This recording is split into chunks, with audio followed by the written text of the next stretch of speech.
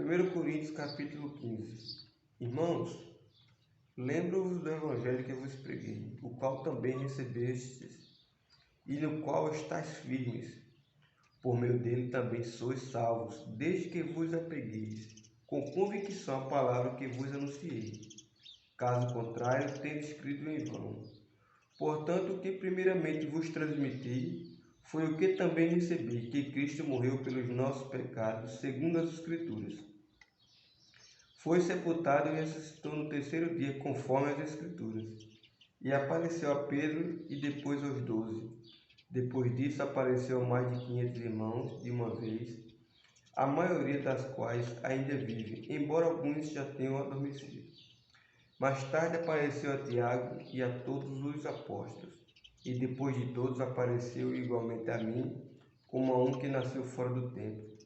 Pois sou o menor dos apóstolos, nem mereço ser chamado apóstolo, porquanto persegui a igreja de Deus. Mas pela graça de Deus sou o que sou, e a sua graça para comigo não foi inútil. Antes trabalhei mais do que todos eles. Todavia não eu, mas a graça de Deus que vive em mim. Portanto, quer tenha sido eu, quer tenha realizado eles, é isso que pregamos e é nisso que Cristo. Ora, se tem sido proclamado que Cristo ressuscitou dentre os mortos, como é possível que alguns dentre vós afirmais que não existe ressurreição dos mortos? Então, se não há ressurreição dos mortos, nem mesmo Cristo ressuscitou. E se Cristo não ressuscitou, é inútil a nossa pregação, como igualmente é improdutiva a vossa fé. Pior que isso, seremos considerados falsas testemunhas de Deus, porque contra ele testemunhamos que ressuscitou a Cristo dentre os mortos. Todavia, se é verdade que os mortos não ressuscitam, então ele também não ressuscitou a Cristo. Porquanto, se os mortos não ressuscitam, nem o próprio Cristo foi ressuscitado, e se Cristo não ressuscitou, a vossa fé para nada serve, e continuais a viver em vossos pecados.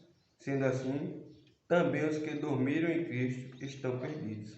Ora, se a nossa esperança em Cristo se restringe apenas a esta vida, somos os mais miseráveis de todos os seres humanos. No entanto, em realidade, Cristo ressuscitou dentre os mortos, sendo ele o primeiro dos frutos, dentre aqueles que dormiram. Porque assim como a morte veio por um homem, da mesma forma por um homem veio a ressurreição dos mortos. Porquanto assim como em Adão todos morrem, em Cristo todos serão vivificados. Contudo, cada um por sua vez. Cristo primeiro, logo depois os que são de sua propriedade na sua vinda. Então virá o fim, quando ele entregar o reino a Deus, o Pai, depois de ter destruído todo domínio, potestade e poder. Porque é necessário que ele reine até que absolutamente todos os seus inimigos sejam prostrados debaixo de seus pés. E o último inimigo que será destruído é a morte, pois ele tudo sujeitou debaixo de seus pés. Porquanto, quando se afirma que tudo lhe foi submetido, é evidente que isso não inclui o próprio Deus, que conduziu todas as coisas à submissão de Cristo. Todavia, quando tudo lhe estiver sujeito, então o próprio Filho se submeterá àquele que todas as coisas lhe colocou aos seus pés, a fim de que Deus seja absolutamente tudo em todos. Se não há ressurreição, quem farão aqueles que se batizam pelos mortos? Se de maneira alguma os mortos não ressuscitam, por qual razão então se batizam em benefício deles? De igual modo, nós mesmos, porque estamos nos expondo a perigos o tempo todo, todos os dias enfrentam a morte, e afirmo isso, irmãos, porquanto sois o meu orgulho em Cristo Jesus, nosso Senhor.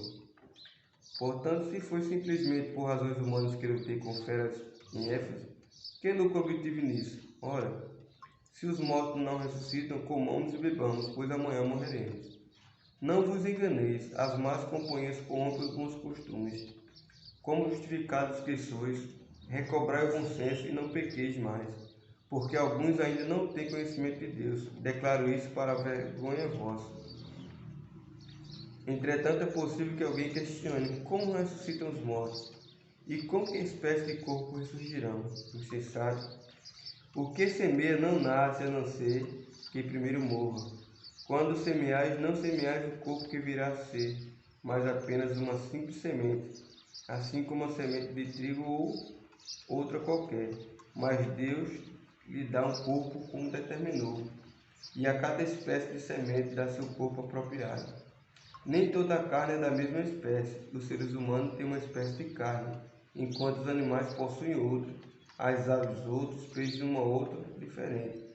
Também existem corpos celestes e corpos terrestres. Todavia, um é o esplendor dos corpos celestiais e outro diferente é o brilho dos corpos terrestres. Um é o esplendor do sol, outro da lua, e outro ainda o fulgor das estrelas. E as estrelas diferem em luminosidade uma das outras. Assim será com a ressurreição dos mortos.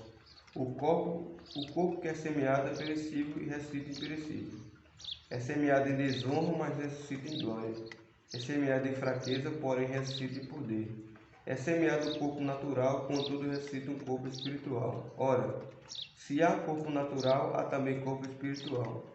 Da mesma forma, está escrito: Adão, o primeiro homem, foi feito alma vivente. O último Adão, no entanto, é espírito vivificante.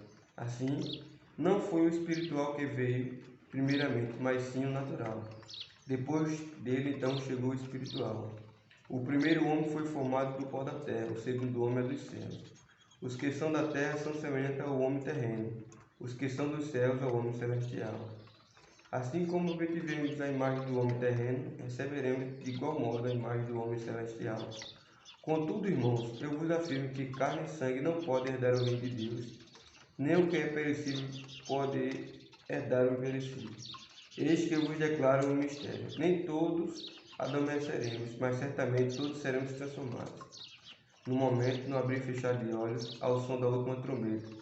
Porquanto a trombeta soará, os mortos ressuscitarão incorruptíveis e nós seremos transformados. Pois é impreterível que este corpo que perece se revista de incorruptibilidade, e o que é mortal se revista de imortalidade. No momento em que este corpo perecível se revestir de incorruptibilidade, e o que é mortal for revestido de imortalidade, então se cumprirá a palavra que está escrita.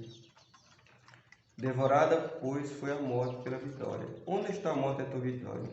Onde está a morte, o teu aguilhão? Porquanto o aguilhão da morte é o pecado, e o poder do pecado é a lei. Contudo, graças a Deus, que nos dá vitória por intermédio de nosso Senhor Jesus Cristo. Portanto, meus amados irmãos, permanecei firmes e que absolutamente nada vos abale. Dedicai-vos dia após dia à obra do Senhor plenamente, conscientes de que no Senhor todo o vosso trabalho jamais será improdutivo.